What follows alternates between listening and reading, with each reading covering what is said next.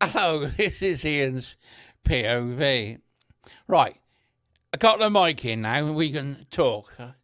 Ah, I've just watched the Prime Minister address the House. It's what it's called when the Prime Minister makes a statement. He addresses the House about the Mandelson scandal. Now, let me see if I got this right. You could go and watch it on some of the YouTube channels. I think the Telegraph have put it on, the Express, the Sun, and other channels will have the full parliamentary address and the questions to the Prime Minister from MPs. Now, let's see what we know. We know that Starmer appointed Mandelson as the ambassador to America. We know that. The information came out from the Epstein files that Mandelson was giving Epstein inside information when he was the business secretary. Mandelson, well, it wasn't Mandelson got it. Mandelson's husband, a Brazilian-born young lad that he was at the time, was given one of Epstein's villas. So basically it was given to Peter Mandelson. So Starmer sacked him. September. Now remember, we had all the scandals before. So Mandelson has had to resign twice since, before all this started, mind. Now, Starmer sacks Mandelson. The information that came out in the Epstein files, he couldn't have stayed. Did the Americans allow the press to highlight that bit to embarrass our Prime Minister? Just asking the question. I'm just posing the question there.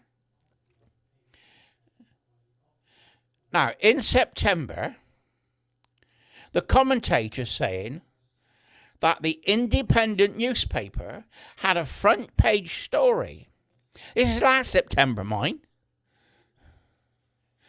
This is 6 months ago. That Mandelson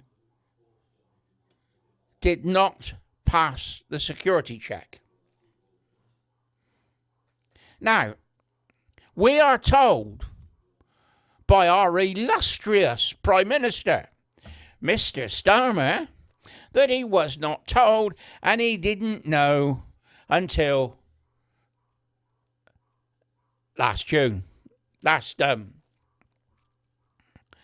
Tuesday. So he knew Tuesday. But why didn't he know before when it was on the front page of the Independent? The Independent, as far as I'm concerned, is as Labour and as Labour supporting as the Guardian is. Now, we all knew. They were talking about it last September. Then he came to the House. They kept asking questions about Mandelson over the last 2 months.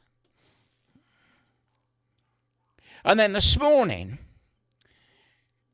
there was a press release from Number 10 before the Prime Minister stood up. Now, you could argue that if the Prime Minister is going to address the House, that information should have been kept to tell MPs first before it was made public. It said And it was on most of the early morning chat shows, YouTube channels dealing with the news. The Prime Minister, and the word he used, was inadvertently misled the House. How do you inadvertently mislead the House? Yeah, inadvertently is the word they used. So they're not saying he lied, or sorry he misled. He inadvertently misled the House. Now, misleading the House, lying to the House of Commons, is a sacking offence. Pure and simple. So what does he do? He stands up, he explains everything, and he blames the civil service. Anybody but him. Oh, also involved was the now Deputy Prime Minister, who was the Foreign Secretary at the time, David Lammy, who was sitting next to him. They're saying they weren't told that Mandelson had failed the vetting process. Now, one of the leading Conservative MPs, one of the old ones, said there was no rules or no law to stop the Prime Minister knowing the result of the vetting process. Now, it was reported Thursday, Friday, that the civil service was not allowed to tell the Prime Minister. Today, the Prime Minister said that the civil service had the information and it was decided not to tell him. Do you believe that? And I surely don't. You know, who is the head of MI5 and MI6? That would be our Prime Minister. When the Army and the Navy have confrontations and want to go to war, who has all the information? Oh, that would be our Prime Minister. He doesn't run the country on a need to know. Like us minions, I was in the civil service, and there was things that I didn't know. And I was just told, oh, sorry, Ian, it's on a need to know. In other words, shut your mouth, nothing to do with you. But this is what they're telling the Prime Minister, who can have all the other secrets, all the MI6, MI5 information, but can't have Mandelson's security check. Yes, it's confidential information. Yes, it can't be made public. I agree. I understand that. But the Prime Minister is in a position that he should be being told. And the Prime Minister should have made sure he was told. Was he told verbally on the QT? And then he said, oh, don't tell me that officially. I don't want to know.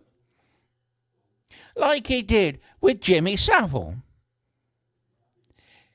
When he was asked why he didn't prosecute Jimmy Savile, he said, the file did not cross my desk. That doesn't mean he didn't have a conversation about it. That doesn't mean he wasn't asked about it. He just said, the file did not cross my desk. Is this the same situation? The vetting process did not pass his desk. That doesn't mean he wasn't told.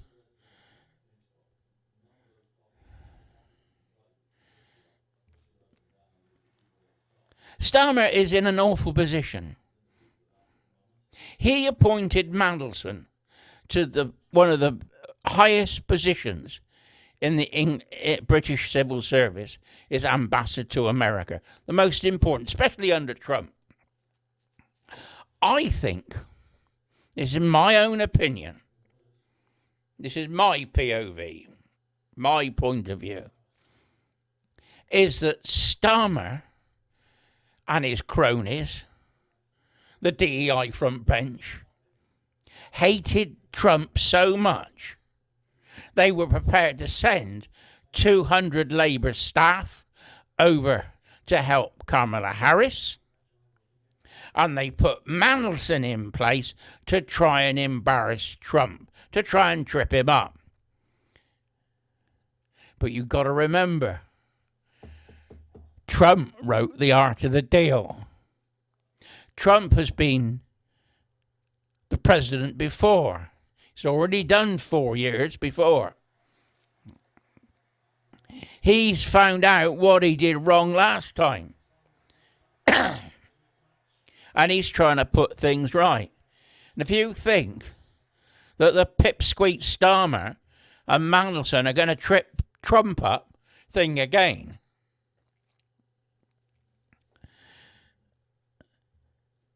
Mandelson had to be removed.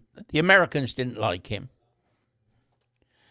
So with the Epstein information that came out, all the stuff came out about Mandelson as well and his relationship.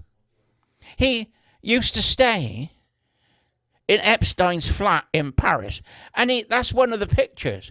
Him and his wife fronts with a young lady in a bathrobe, who I still think looks like Meghan Markle, but we've got no proof of that.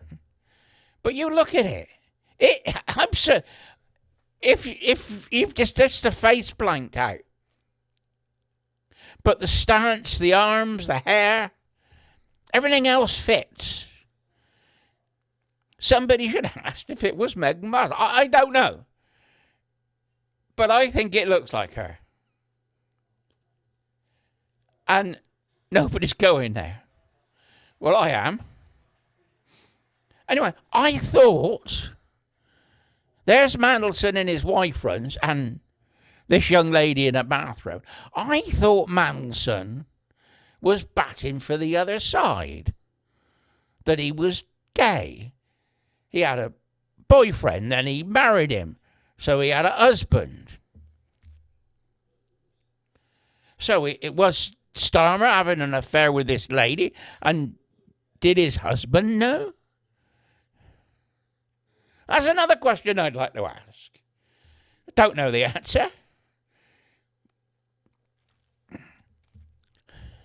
So,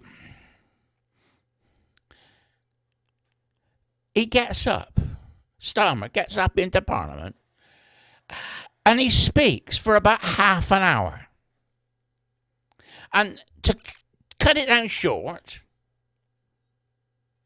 he says he wasn't told. He said he didn't know till last Tuesday, but it was in the papers last September that Mandelson didn't pass the vetting process. He was saying he wasn't told, and he's ever so cross about it. Oh, yeah, he's furious about it, that he wasn't told. No, he is furious because he's been found out, not because he wasn't told. There is a difference. So he's blaming his staff in Number 10, the two people that resigned. He's blaming Ollie Robinson, who was in the foreign Secret Service, a civil servant, for not telling him. Now, Ollie Robinson is giving an address to Parliament, to the committee, tomorrow. So that's going to be another one to watch. But I think Starmer looked like a boy that's been called into the headmaster's office and said, "Sorry, sir, the dog ate my homework." That's what he looked like. He didn't he? He looked like the dog had ate his homework. He squirmed. His stock answer was, "They didn't tell me and they should have done. I've changed the rules now." But he's head of the Secret Service. He gets all the MI5 and MI6 information anyway. There is no reason why he shouldn't have been given the results of the vetting process for Mandelson, especially as he failed. Do you see? Was he told that he'd failed but didn't get the file? Like Jimmy Savile? Oh, the file didn't cross my desk. Nobody told me. Well, it was on the front page of the Independent in September. Everybody else knew. If he wasn't going off on these jollies all the way around the world trying to be the world statesman, he's just become a clown.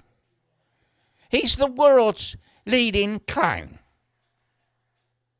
The respect of this country is low. I got emails from my American friends, and they're saying, how can you keep this guy in office? I said, because he's got over 400 MPs. Nothing but a direct hit from a Zeppelin raid would ever move him. Well, I think today was a direct hit from a Zeppelin raid. Although some of the Labour MPs try to help the Prime Minister out, he still maintained that, not my fault, nobody told me. He is the Prime Minister. Somebody should have told him. Did they tell him? And he said, oh, keep quiet about that. I'm going to import him anyway because we want to have a go at Trump. That's the underlying thing, is they wanted to have a go at Trump.